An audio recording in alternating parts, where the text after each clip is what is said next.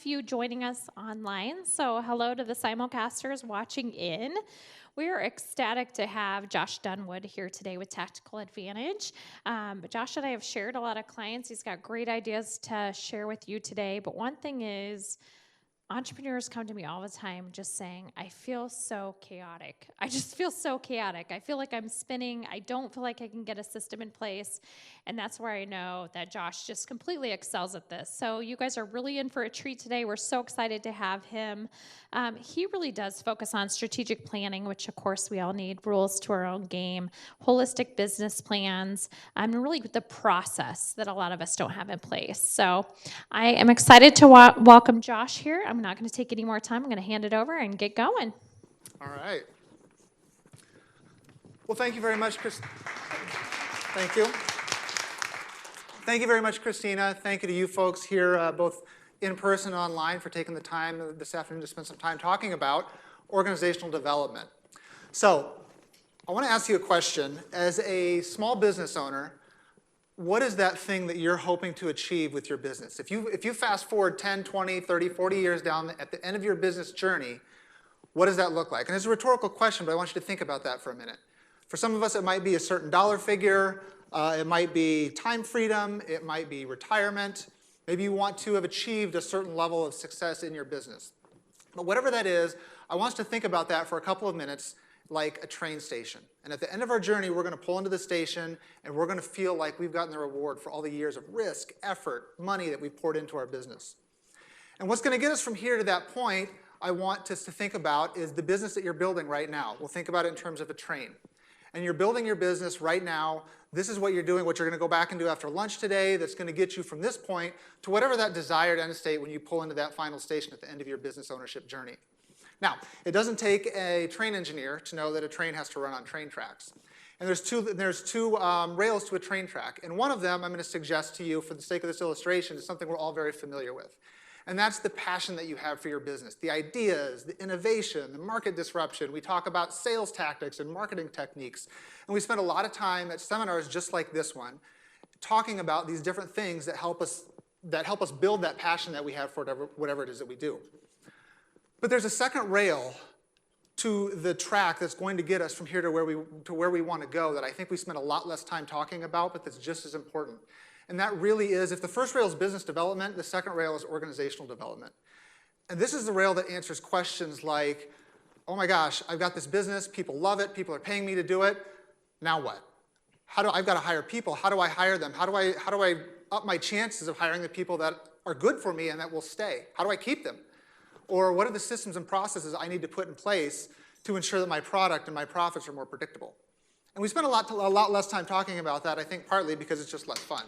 Right? I joke sometimes it's the unsexy side of business. But it's critically important to you building a sustainable organization that will get you from here to where you want to go. So 30 seconds about that's exactly what I do. I, for whatever reason, am passionate about that, and I enjoy that. If you look at my resume, I'll show you my contact information. It's on LinkedIn. It looks like somebody got lost in a snowstorm in a forest. There's no linear career track to my resume.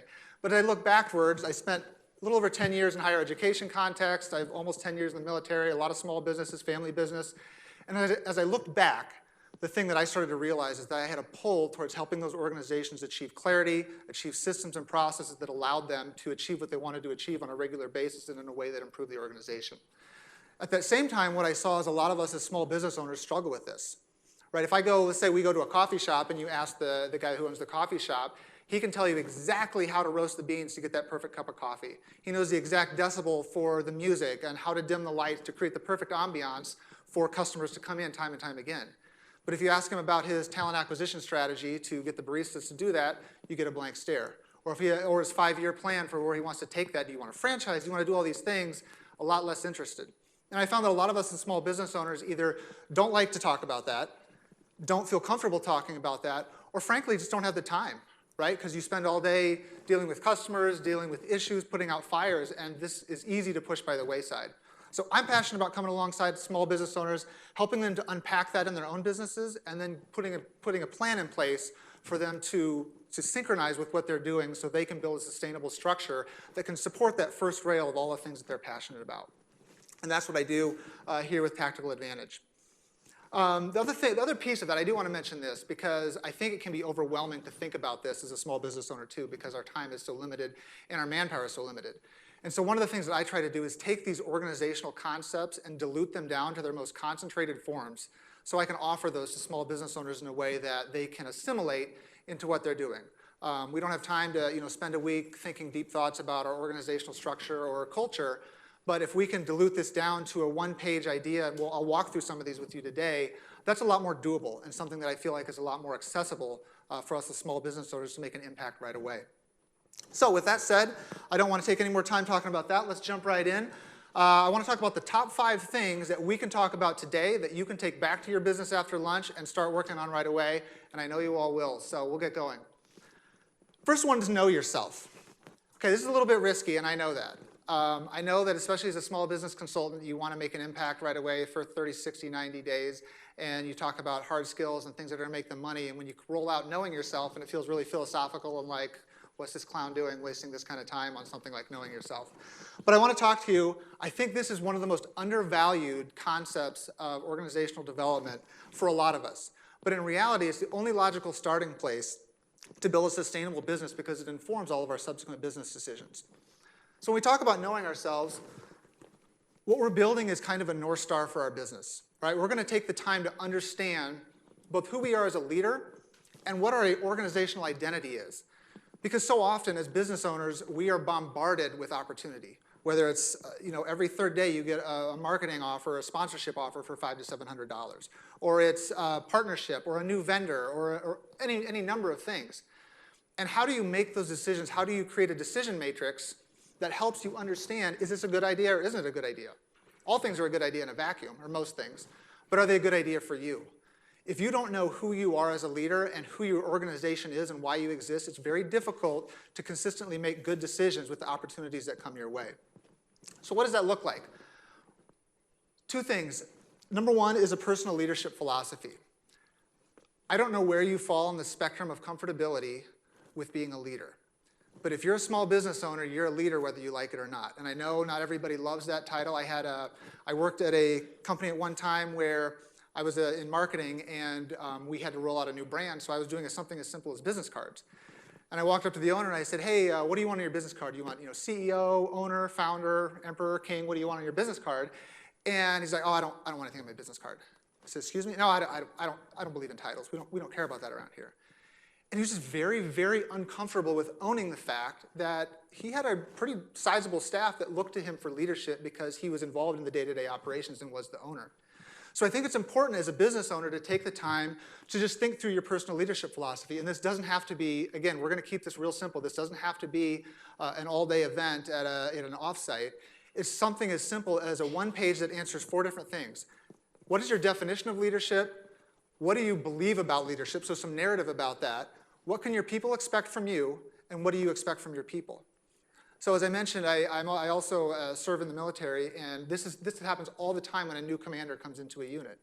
Because officers only spend about 2 to 3 years in any one unit, so there's a pretty tight time schedule to establish shared understanding within the organization. So they come in with a personal leadership philosophy that tells us those things so we can quickly understand, hey, who's this new guy? What does he want from me? And what can I expect from his leadership? And if this seems overwhelming, if you go on my website, I did a 3.5-ish minute video on my YouTube channel that walks right through those 4 steps, something you could knock out on a Saturday morning. But I think it's going to give you incredible clarity around who you are as a leader, and it's going to allow you to start to create that shared understanding with your team about what they can expect from your leadership and what you expect from them. So once we've established kind of who we are as a leader, the next thing we have to establish is your organizational identity. And there's a lot of small business owners that I talk to that really struggle to answer simple questions like, why do you exist? What's different about you? There's a number of businesses that can do exactly what you do. So what's different about you? How do you connect with potential customers? Because they haven't taken the time to think through this. And so again, what I have for my clients is it's a one-pager. I try to keep everything on one page as much as possible. I call it a core statements map. And the first aspect to that is your organizational why statement. How many people in the room know who Simon Sinek is? Probably all of us, right? The TED Talk that he did is still one of my favorites to this day. It's been probably 15 years ago. I've watched it a dozen times, showed it to multiple staffs, but really hits on the point, that's why it says that, of your purpose, of what your organization brings to the world that if it didn't exist, the world would be missing. And to establish that so you understand that, again, you're going to see all these concepts overlap. But if you can understand that, that's going to help inform your marketing. It's going to help inform your hiring. It's going to help you make some of those decisions that we just talked about that are going to come your way. Second piece of this is your organizational values. Now, as a small business, these are probably really similar to your personal values. But establishing the top 5 to 7 things that your organization values is critical for a lot of the same reasons we're talking about. It could be things like punctuality. Hey, around here, we value showing up on time to every meeting, to every appointment. Could be we value long-term relationships. But those things that you value are going to start to shape not only your culture, but how you operate as an organization are incredibly important for relaying. And I'll talk about it now. I think this is a great way. I hear all the time from small business owners, my biggest struggle is hiring. I can't find the right people. I can't find any people right now at 2.whatever% unemployment, but I can't find the right people and I can't get them to stay. I think one of the easiest ways that you can up your odds for hiring the right people and keeping them is by understanding your top 5 to 7 organizational values and screening your applicants in the application process. Ask them point blank what those are. Or if you want to be more coy about it, you could create questions that tease that out of them. But ultimately, in that first conversation, if you value things that they don't value and those don't line up, probably not going to be a great fit. Doesn't mean they're a bad person. It just means that the organization you're creating in your small business is not going to line up for their long-term success or yours. So that's the second piece. The third piece, that's not up there, the third piece that I have right here is a mission statement. And I know it sounds cliche, but I still think it's important. This is where you add the who, what, and the how to your why statement. And you talk about, this is what we're here to do. And you end up with creating a kind of a comprehensive identity for your organization. When you're done with this isn't something you want to do in a vacuum. This is something you want to do with your leadership team, depending on the size of your business. Maybe with your whole staff. I don't know where you're at in terms of your size. But you want to make sure this is communicated throughout your organization in a way that your employees embrace it, understand it, and then communicate it, probably more informally than formally, but live it to the customers and the clients that you're looking for.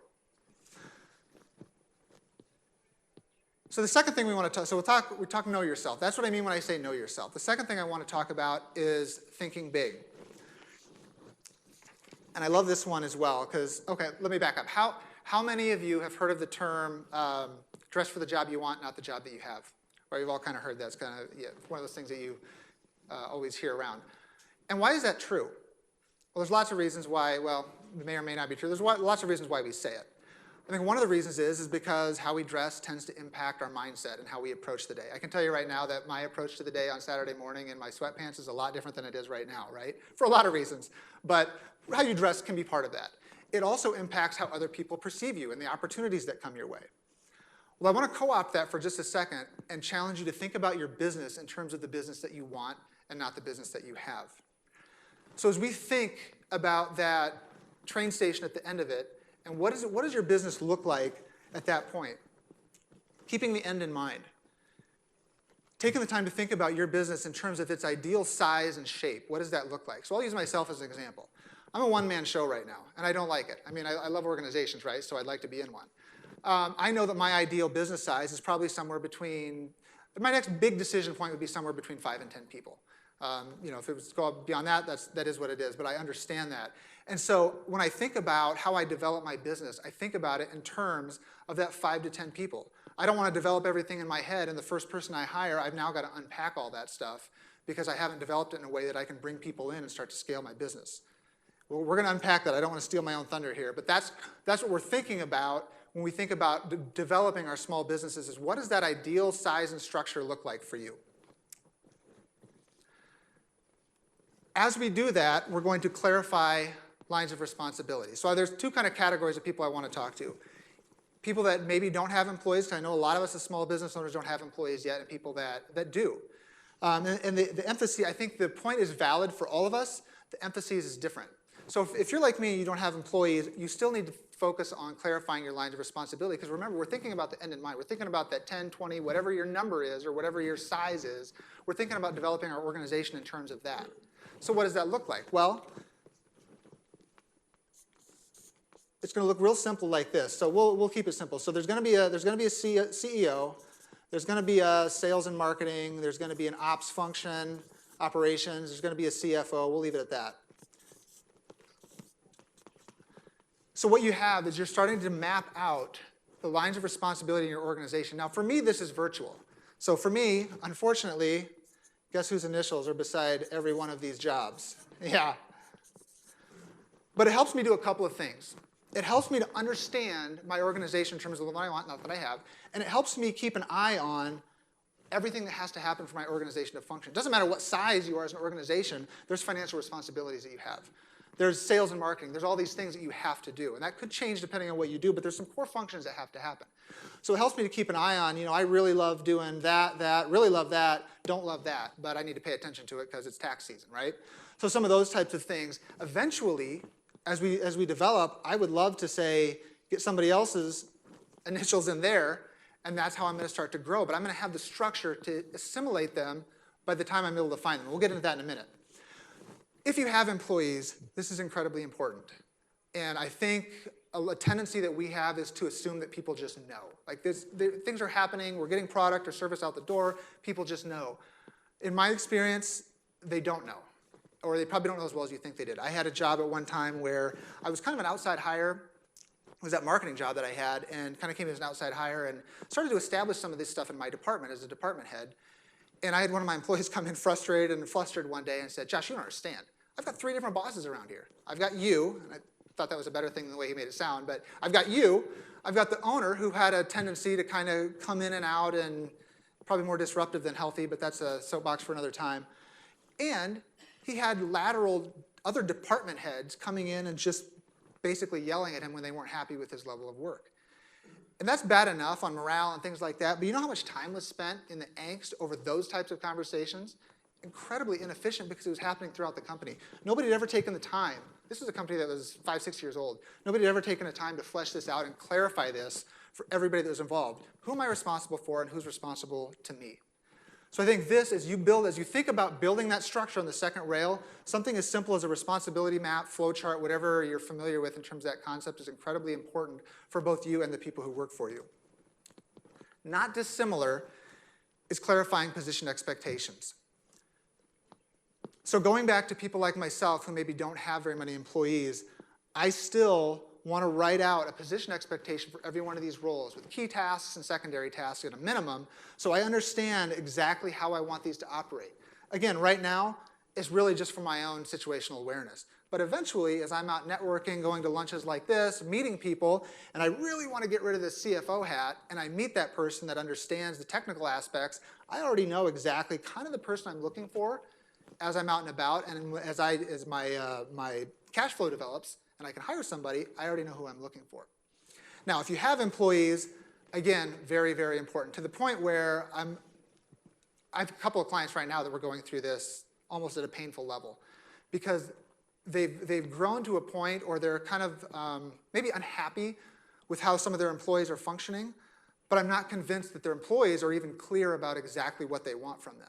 And again, it's really easy to assume that, especially if you're post-startup and entering into that maturation phase of your business, because everybody's been wearing all the hats and stuff has been happening.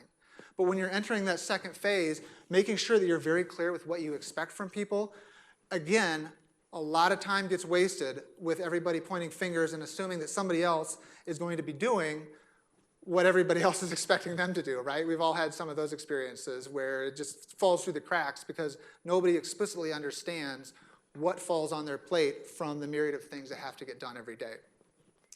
Lots of things we could talk about with thinking big, but I think the think big piece is what is the concept, and we're going to keep unpacking this. But the organizational principles, no pun intended, that the principal uses downtown here, they use them for a reason.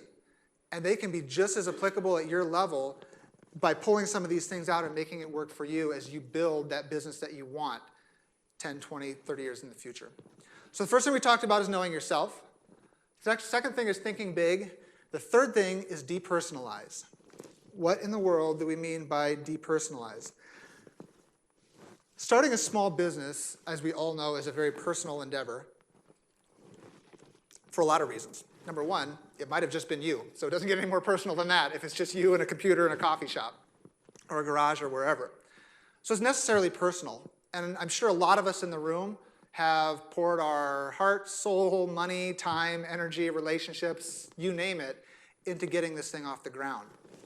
And you've hustled your way into existence. Maybe it's you and a small team or a partner. And you've kind of hustled your way into existence. And everybody wore all the hats. And you worked 17, 18-hour days, skipped weekends, skipped vacations to make this thing work. But the reason that that depersonalizing matters so much is because we all know a sustainable business cannot operate that way. And as with so many things, what got you here isn't going to get you there. That's all great, and I think that stuff almost without exception has to happen, but it certainly isn't the operational tempo you want to keep up for the next 2 decades, right? 30 years, whatever. That's not going to work. Your people aren't going to let it work. You don't want it to work. And so if it's not what got you here isn't going to get you there, we have to think differently as we start to exit that startup phase and move into building that structure that's going to support our idea for years to come. So that's why I'm saying don't build on personality, even yours. So as I mentioned earlier, I spent a little over a decade in a higher education context. My wife and I are actually from here, but right after we got married, I got a job up in Minnesota as a college soccer coach, did that for a few years, and then ultimately went and I was a director of athletics at a small private college up near Minneapolis. At that same time, I was earning a master's degree at night in organizational leadership. So my spider sense about organizations and how they function was at an all-time high, right? And I remember, I'd go to class at night, go to work the next day, and so the observation level was pretty interesting. And one of the phenomena that I saw was you would have people who had been in our organization for 5, 10, 15 years, and life would happen, right? It would pull them out of the organization, spouse job change, their job, whatever it is, something would pull them out of the organization and they would leave. And as they left, conversations in their departments would happen something like this. So, hey, how do we process this student through this specific financial aid process? I don't know. Susie always did that. Or, hey, where's the document that we have to file for X? Yeah, that was Bob's job, and we don't know how that works. And what would happen all over this organization, and it wasn't large, but it was large enough, is you would just have a recreation of the wheel and this constant churn as people left the organization because we kept reinventing things that, if you think about the organization writ large, had already figured out. We'd already done the hard work and invested to figure out how to do this, but yet we kept doing it again and again and again. And the reason is in those departments, these different functions that they did were built on people's personality. The organization as a whole never took responsibility and owned those processes and pulled them into the DNA of the organization.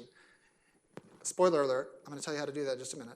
But they had never done this, and so they just kept watching knowledge go out the door, and these people were, I wouldn't say stealing that, that's a little harsh. They didn't even know it, but they were certainly leaving with it.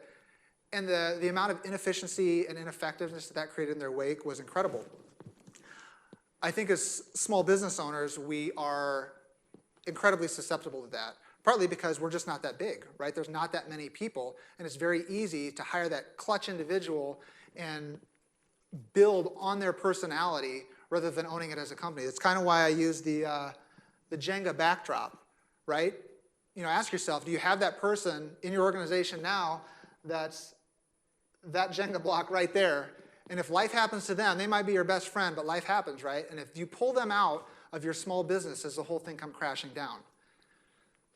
Now, there's going to be a time when that happens, again, and I understand that. But as we start to think about building the organizational track, that's something we want to start to depersonalize the functionality of our business, how we make money, how we profit, and make it dependent on processes and systems that the organization owns where people, in a sense, become plug and play. I know that sounds really impersonal. I don't mean it that way. I don't mean that people are robots, but you understand what I'm saying. We don't want your business to be vulnerable to any one specific person. I'm going to suggest to you, even yourself, I'll pull that out at the end of this point, but even you, at some point, your business has to be able to function independent of your personality as well. But I'll come back to that in a second. Oh, I just noticed that's a 1 and a 1. I can count, I promise. The third thing is focusing on what you do best. So there's a time factor to this, right? Depersonalizing your business. Focusing, one of the ways that you can reduce your footprint as the owner, because you can't just check out, right? Especially if you have a small business. But one of the ways to reduce your footprint as an owner is to really be vigilant about focusing on what you do best. I was listening to a podcast, I can't remember which one it was, a couple of months ago. Really interesting conversation about this specifically, and really almost being jealous with your company about your time and your expertise as the owner. And there's a couple of reasons for that. Number one, you don't want to have to be the linchpin to everything that your organization does, and we're going to unpack that in a minute. But number two, there's people out there that are thrilled and they're wired to do a lot of the things that you aren't great at better than you.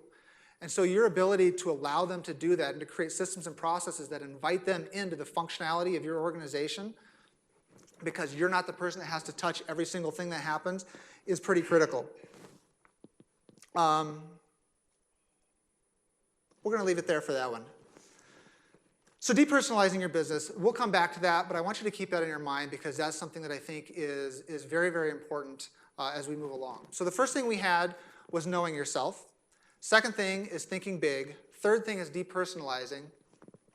And the fourth thing is systematizing everything. Now, full disclosure, if this was the top one series, I would have spent the whole 45 minutes talking about this because I really think there's a ton of magic in what we're about to talk about that a lot of us don't take the time to do. But I'm going to suggest to you that the majority of what most businesses do on a daily basis can be captured in a repeatable system or process. In fact, I'll prove that right now. So I need somebody to tell me the first 3 things you did when you got out of bed this morning. Anybody? Shout it. It doesn't have to be the same person. Got a bottle of water. Water. Love it. Started coffee. Checked Phone. How did you know? America, right? All right. So water, coffee, and phone. Who was that? Was that you? All right. Is this demonstrably different from what you did yesterday when you got out of bed? I'm pretty sure that's every day. Now, you stole my next question. Do you see any? Are you going to change this up at any time in the near future? No, right? The reason is, and probably nobody's ever asked you that question before for a good reason, this is a system or a process.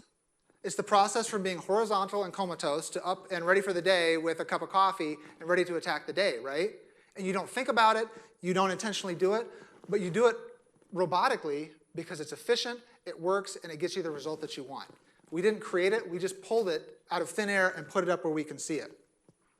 That's what I'm talking about with your business. A lot of the processes that you have, we're going to talk about how we pull those out of thin air. So I want to spend the next couple of minutes, I'm going to sell you on why this is incredibly important. And when I've got you right where I want you, then I'm going to walk you through how simple steps that you can take to do this in your own business. So there's a couple of reasons. One of the reasons this is so incredibly important is it kind of goes back to what we just did. There's only so much capacity that all of us have in ourselves, in our staff, in our businesses. And so our ability to allocate that effectively is one of the indicators for long-term success. So by systematizing ruthlessly everything that we do as much as possible, we want to minimize the amount of creative energy that it takes to put into that, we'll call it 70% of what happens in our businesses every day. We want to keep that, almost create an autopilot as much as possible. And again, I know that every business is different. Some are more inclined to this than others. But we want to put that on autopilot as much as we can, where we're producing consistent results, thrilling our customers, consistent profits with as little energy as possible. And we want to take that energy that we've saved and reinvest it in that other 30%. That 30% are things like your most challenging customers, custom projects, strategic planning, all those things that really can't be captured in a system or process because they're just too intensive and the variables are too many. Another reason that we want to do this, why this is so important, is because this is going to unlock the keys to daily operational success for the people that work for you. Now, we're going to assume, going back to our first point, that you've hired people whose values align with your values, they're great. These people probably want to do a great job for you. But if you're the only one that knows the right way to do things around here, it's impossible to invite them in to what it takes to be successful on a day-to-day basis. Systemizing and building process helps unlock that and allow more people in to help you. And obviously, it multiplies it kind of clones you in a lot of different ways. The other thing that I'll say about this is the key to taking that long lunch that you wanted to take. It's the key to taking that vacation you've put off for the last 5 years. It really is the key to scaling your business, is the ability to open up the opportunity for other people to come help you what it is that you do to be successful every single day. Now, I do want to address one piece of pushback that I think maybe you're already thinking it, that I think is fairly common. I was doing a strategic planning session out east a couple of months ago, and we started having this conversation. There's just two people wildly successful in this marketing firm and kind of asking, what's the next step? And so we got to this point, and the person that was kind of the COO that was really responsible for a lot of the client fulfillment said, I don't think I can do that. I said, what do you mean? She says, I don't trust that anybody can service my clients as well as I can. I just don't think they can do it. And to her credit, if I was their client, I want her as my account manager because she was phenomenal. She is phenomenal.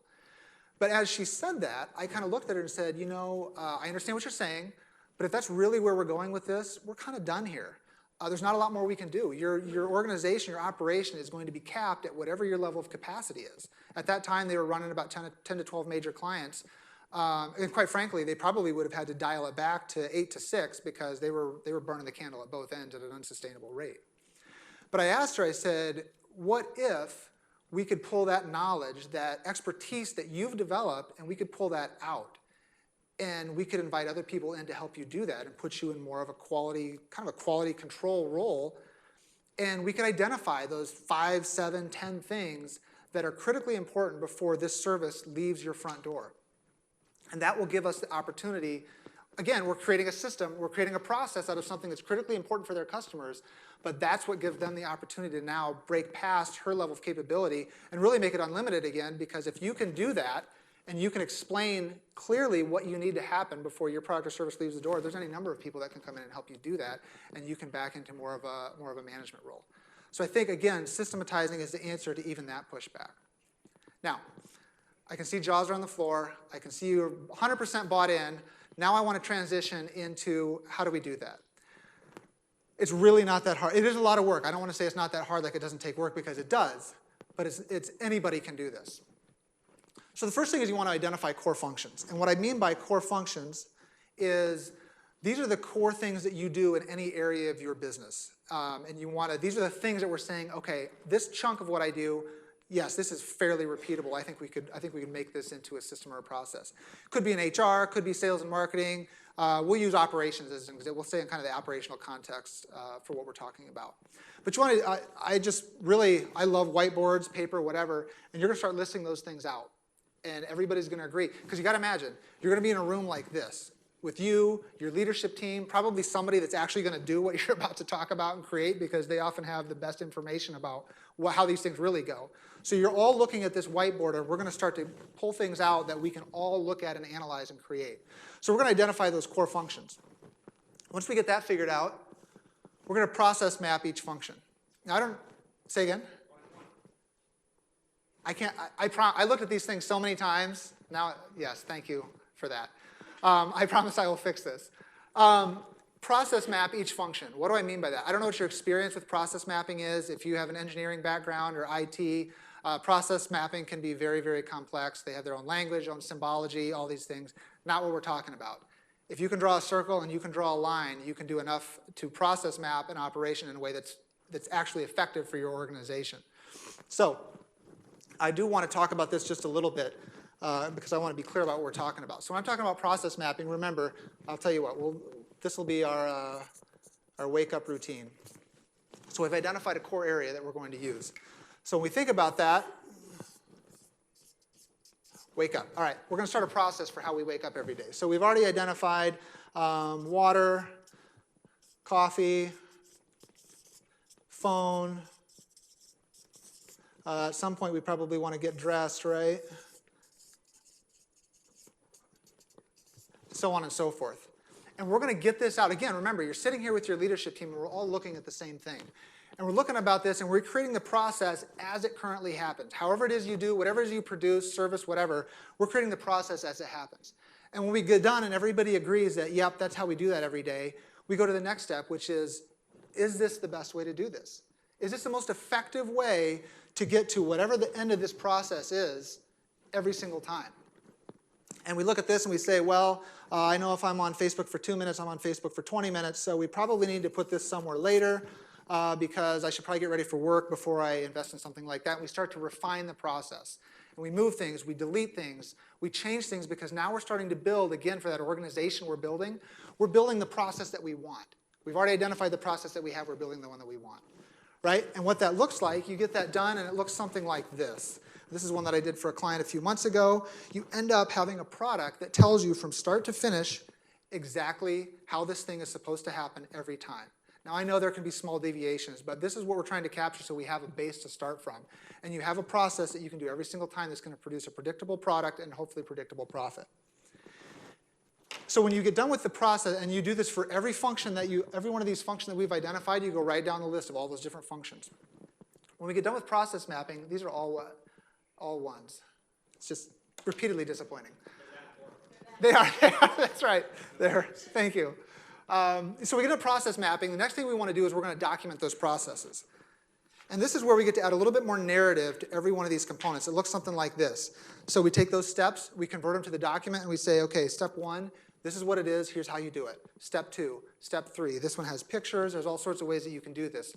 But what we're building is kind of a how we do things around here Bible, right? We're capturing how our organization functions, and we're stealing it from people, and we're buying it for the organization, because this exists beyond any of us, right? So we're pulling that out, and we have it within the organization. We're going to document those, and then what you have at the end is you're going to pull those together, and you have a standard operating procedure manual. Someone's fighting me here. Standard operating procedure manual where you keep all of this. Now, this could be for your sales department if you guys work in a larger organization. Eventually, ideally, you want to do this for every one of your major departments and then pull it in and have one that kind of defines and owns, that your entire business owns. But we're going to create this into a manual that will exist long beyond any one person. And the last thing I want you to think about there is training. I think this one's easy to gloss over. Anytime you're starting to change processes, anytime you're starting to do things differently, I think it's a lot easier for us as the business owners to say, yeah, this isn't that big a deal, let's go execute. But the reverberations of that down to the people who actually do it, depending on how large your organization are, this is tough. Change is tough for a lot of people. So baking in that opportunity to train people, I think is critically important as well. I'm going to win that one. Okay, so that's really all that it is. I mean, it's a 5-step process. You do it with your leadership team, and the end product is you now own the means of production, so to speak, for your company. Now, why do we do this? Again, I want to make sure that this makes sense for how does this make me money? It does that in a couple of ways. Number one, this might be the best thing that we're going to talk about today for minimizing the chaos in your organization. Because if you tell your employees to go do something, let's say you have 3 employees, you're probably going to get 3 different ways of doing it, all over the range, the spectrum of efficiency and predictability. This helps you intentionally define what it looks like to be successful and get everybody on the same page. And that minimized efficiency equals effectiveness, which drives your profits. The second thing is it maximizes your profitability. I'll give you a quick example. At that marketing job, again, that I worked at, I came in, and shortly after I got there, I saw that we were having these repeated chargebacks. I was in the sales and marketing, and repeated chargebacks, and they were like a grand a pop, and it wasn't insignificant. And I started asking, why do we keep paying this? Why is this happening? Oh, you can't do anything about that. Cost of doing business, it's just the way that it is. And I couldn't let that ride, so I started digging into it. And I went to another department, and I finally said, here's what I want you to do. On a weekly basis, I want you to send me an email. I want you to tell me job ID and my staff member and what the issue was. And he started sending me a report on a weekly basis. And so when I went in and had my weekly meetings with my staff, we would go through that. And some of these were legitimate. They were right. But a lot of these were patterns of simple human error. And so we started to ask the question on a weekly basis, what if we didn't do next week what we did last week, and we could kind of staunch the flow of this money?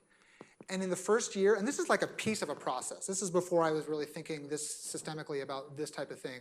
There's a piece of a process, and in the first year, it drove down our sales warranty issues by 69% and saved us over $24,000. This is money we'd already won. We did the hard work. It was in our organization at one time, and it was going right out the back door because of something as simple as a systematic question about why is this happening. What we're talking about and being intentional with building the process and maximizing your efficiency is real dollars and cents and will matter, especially in a small business. The third thing I want to say, I'm going to go back to, I told you I'd come back to it, I'm going to go back to depersonalizing your business all the way to yourself. This type of thing is what's going to make sure that when you pull this train into the end of the station, at the end of your business journey, that there's something waiting there for you in terms of the value of the business that you've built all these years. A lot of small business owners own a job. They do not own a business. So I'll use this as an example. So I built this for a gentleman. Great guy, great company. But he bought this from a guy who'd owned this business for 30 years, plus years. And not a shred of documentation about how this business worked. Where do you think it all existed? It's locked up right here, right? How you do it, who you do it for, who the suppliers are, where your potential clients are, all right here. So we bought this. Of course, the guy decides he wants to retire. That's why you sell your business, right? You don't want to work anymore. And he started to panic a little bit and say, oh my goodness. He kind of knew how this, but he wasn't from this industry. What are we going to do? We've got to keep this knowledge somehow, so when this guy rides off into the sunset, I know how to do this.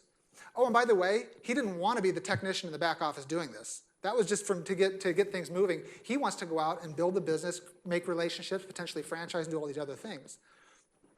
And so we built this for him to start that process, built some training aids with some videos that I think will help him do that. But now, when he decides that his business journey is over, he's going to have something that somebody's actually going to be willing to purchase. Because what do people buy businesses for? Landon could tell you in the back there. People buy businesses for the profit, the potential for profit, the product, and the process. That's why franchising is so popular, because I can just fall in on a business and start being a business owner. I don't have to figure out, McDonald's tells me, here's the hamburgers, here's how you do this, here's where you do this, and I just run the show.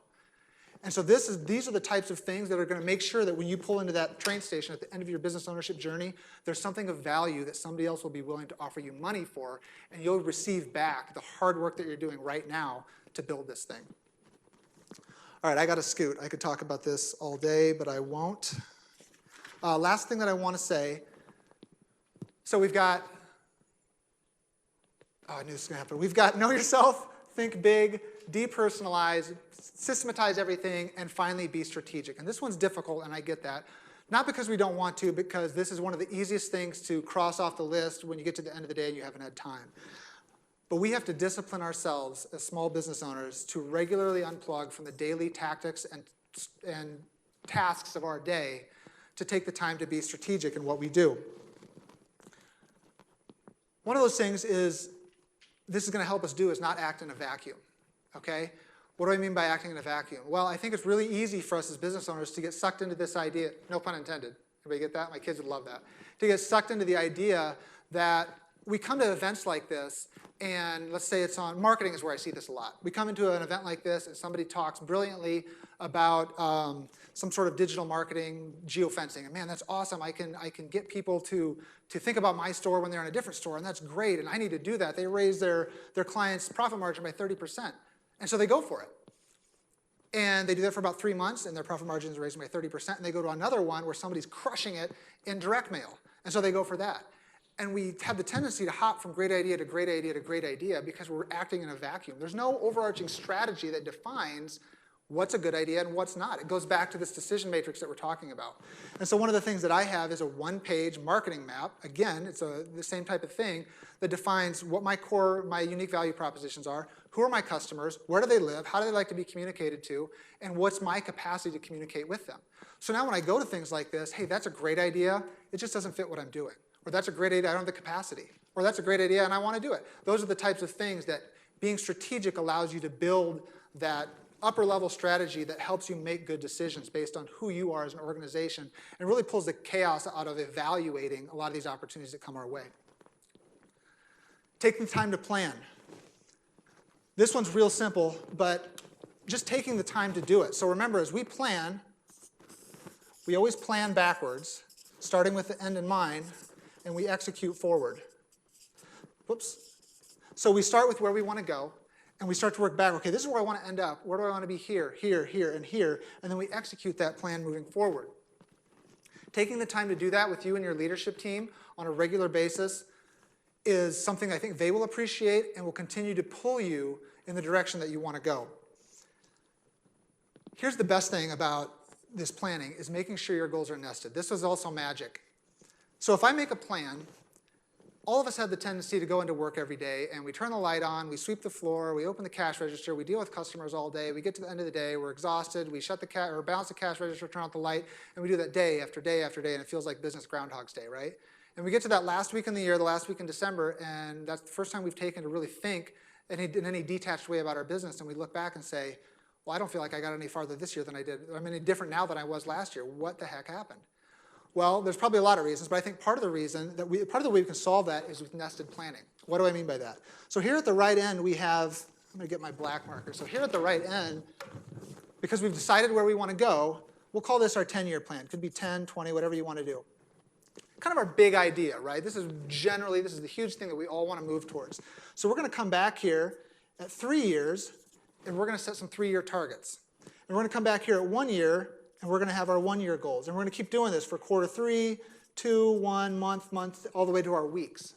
And so now, everything that we do is on the path to getting to that ultimate goal that we want to be. This isn't just some abstract action that we're taking every day. Now, all of a sudden, turning the light switches is probably clear over on the wall in terms of the spectrum we're building here. But turning on that light switch reverberates all the way to your 10-year goal. It's insignificant in a vacuum, but ultimately because we've nested our plan backwards and everything we're doing has a reverberating action into the future, there's a gravitational pull to everything we're doing every day because it pulls us towards this last final goal that we've decided we want to do. And that's going to give you purpose in a lot of those tasks that you have to do every day. And it's going to make meetings matter. How many people in this room hate meetings? Oh, less than I thought. I actually am an outsider. I love meetings with a massive caveat. I love meetings that are strategic and that demand the intellectual capacity of the people in the room. I hate meetings, and I've had many of them like you do, where somebody walks in with their notebook and they throw it on the table and say, got anything today? And you're just like, oh my word, this is going to be a waste of probably a good hour, right? We all hate that. If it could be handled in an email or a one-on-one conversation, don't bring it in. But what your meetings should consist of to make them matter, A, if it's for the good of the group and requires cross-collaboration, I get that, but it really should be tied to this.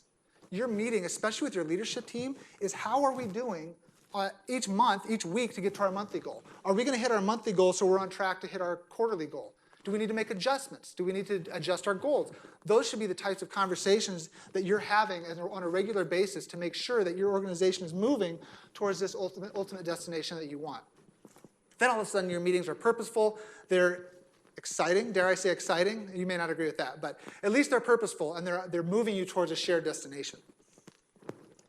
So, to recap, for the top 5, first thing is knowing yourself. I hope you see, in retrospect, what we're talking about there. It's not some random philosophical soft discussion. It really is about setting an identity because that's your North Star. Everything we've talked about, from the process to the planning, should emanate from who you are as a leader and who your organization is and what you're here to do. Second thing is thinking big. As we do all these things, and hopefully you see that, how that impacts everything we've talked about, we're thinking about that organization we want and not the one that we have. And how do we continue to build, how do we build a structure so instead of reinventing when you get to that point that you have to grow, you're just simply inviting people into what you're already doing, the structure and business you've already built. And then thirdly, depersonalizing. That should make a little bit more sense in retrospect. Ultimately, if you want to have a business that somebody else wants at the end of your business ownership journey, it can't depend on you or anybody in your organization. Systematize everything. You saw how much I love that. I hope you see the magic that that has for you and really everything that you're doing and how predictable it can make your operation. And then, of course, taking the time to be strategic with what it is that you're doing on a regular basis. I hope you found that helpful. I hope you found these practical and something you feel like you're empowered to do. I should have advanced to the last slide. I think you all have my business cards. There's my contact information. I try to put a lot of content on my website, on my YouTube channel that I like to try and keep very, again, succinct. That doesn't take a lot of time. Hopefully you find that valuable. Yeah, and I'll end it there. Hey, thanks so much for being there and for the opportunity. Sure, we have time for about 10 minutes worth of questions. Okay. Mike's going to check online to see if we've got anybody asking questions on there. But if you do have a question, if you can talk into the mic so our simulcast can hear it. Do we have any questions?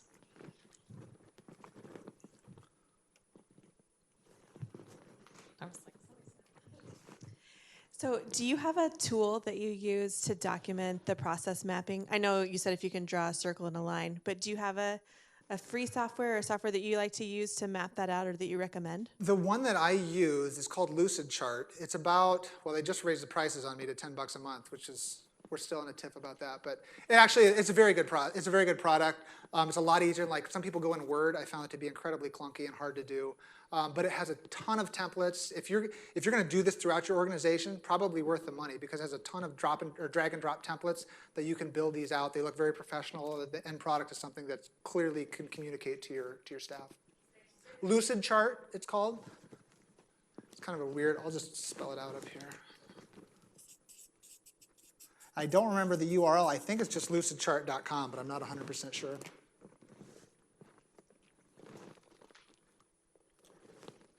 Other questions? I'm coming. So I just have a note about systemizing everything, and I wrote down a note, just a question mark of how do you systemize serendipity? So like Disney does this really, really well. Any ideas on how to systemize serendipity? What's really, really well? Disney does that really, really well. Oh. Disney, how they go above and beyond ways you don't always expect with the staff or the characters around the park, whatever it may be. So what are ways to systemize serendipity to create that exceptional experience for your clients, customers, that kind of thing? Yeah, I think that's an interesting question. I don't know that I've had that one before. I'll say a couple things about that. Number one, I don't want to suggest, I think we all understand there's certain things you can't systematize. I mean, some of that's honestly about hiring people whose values align with your values. I know Disney has a pretty strong value structure to what they do, and that's how they find the people that are going to offer that experience to their clients. But I think there is almost a second higher level of systematization where that might be more where how they systematize their talent acquisition. That might be, hey, every morning we're going to talk about what we're going to do to thrill our clients today, or we're going to systemizing the checkpoints that impact the behavior that you want from them every day. And I know that's not a great example, partly because I haven't had enough time to think about it, and it's a hard question. But I think there is, in everything that we do, when you're trying to systematize behavior, that's a lot more difficult, but I think there is a layer up that allows you to create the environment that will make that type of behavior more predictable so you get that client interaction in a case like Disney or something else, if that makes any sense. Yes, sir. Back. I think the systemization is great. Can you talk about maybe any examples of how to refresh, update, review that? Because you could have the right system in place, but as your business evolves and changes, you might do things differently.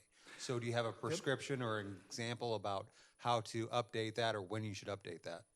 That's a great question. So I'll tell you how I became, how I learned about what process mapping was years and years ago when I was working at the college. And as a department head, I was pulled into this conversation with one of my friends who was the director of operations at the time, I believe. Never seen it before. But this is, we'd been doing all this stuff in a large organization for a long time, pulled in the department heads from all across, a cross-section of the whole organization, set us down in front of a whiteboard and started doing this. It looked like witchcraft. Like, how is he doing this? Like, yeah, I know we're doing it, but I've never seen it visually. This is incredible. And it set the stage for us to look at what we were already doing and really ask the question, is this really the best way we're doing it? And that's why I think it's so important, whether you're doing this from scratch or you're revisiting this on a regular basis, to start with the process as it is. Be honest with yourself about what it actually looks like. Because this gives you a chance for everybody to see it and say, yeah, that's broken, or what about this? There's a massive gap right here that we're hurting because we're getting this feedback from our clients or whatever it might be. I don't think it's so much a prescription as much as it is baking this into your annual-ish schedule, or at least having a regular time when you come together and have that hard conversation. But let's get everybody together and map this out. Is this really working for us?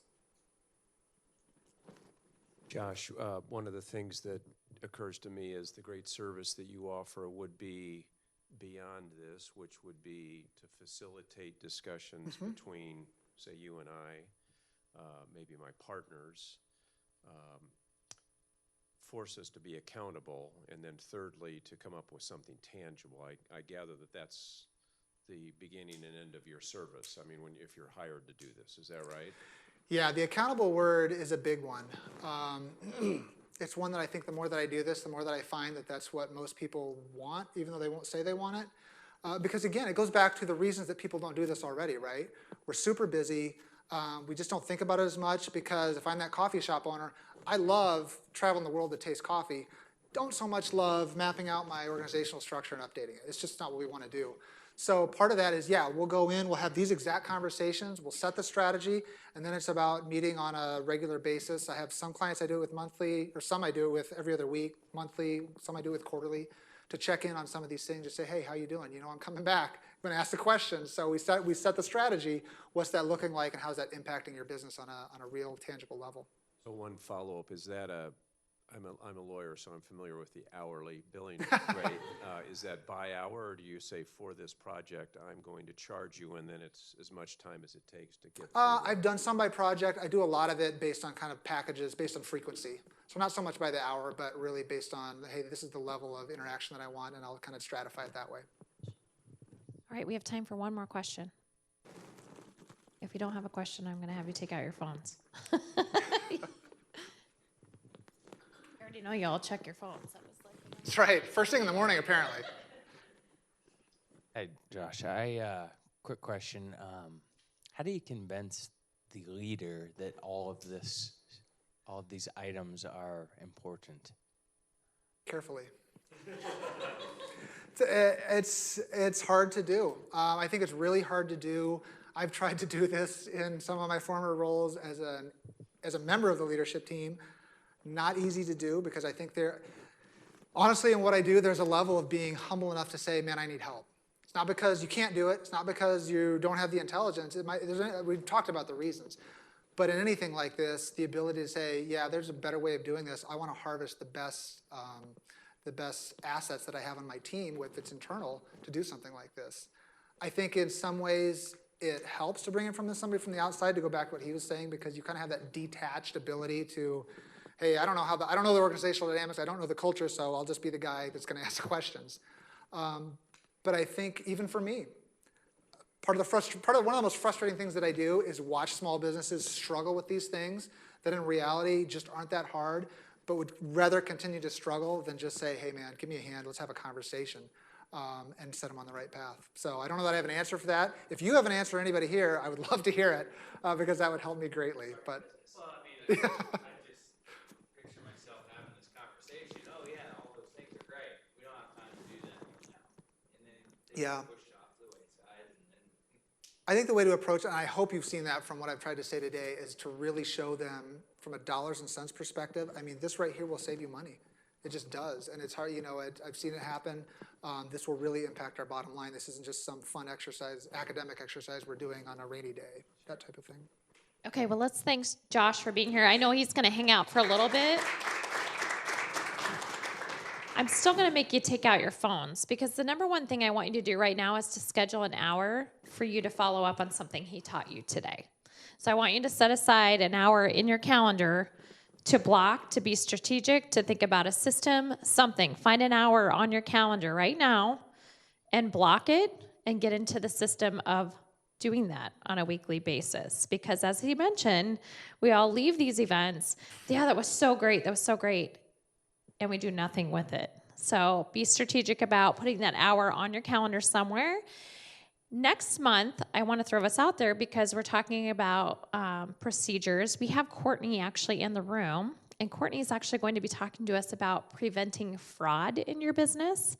Small businesses are one of the number one targets for fraud to happen, and a lot of it happens because we don't have systems in place. So this is perfect timing. It's kind of why we laid it out that way, that Courtney will be coming back and talking to us about that. Another date I want to throw out is March 10th. We actually have the VP of Marketing from Harley-Davidson going to be in town talking about how they developed and kind of came back. If you don't know, Harley-Davidson actually took a pretty large dip a while ago. So how they came back from that marketing plan, created something new for a legacy company. So please feel free to join us on March 10th for that. And how many of you in the room have a service or product that you can sell to a bigger firm and you'd like to know how to sell to a bigger firm? Yeah, quite a few. Meet the Buyers is coming up on April 1st. The invite for that will actually be out on Friday. It's limited to 100 seats. We actually have 10 buyers from around Des Moines, from anywhere from colleges, construction, We actually have Kemin Industries will be there, Nationwide will be their principal on how you would actually go about selling your product or service to them and where they post those available jobs that are out there. And that is April 1st, limited to 100 seats. Last year we had 70, it sold out literally in a week. So you get the heads up that it's going to be posted on Friday to be able to sign up for that. So that's what I've got coming, actually, and that is only a handful of events. If you go out to our calendar, there is a lot more events happening. But we hope to see you next month here as we continue our Top 5 series for the year. So thank you for being here today.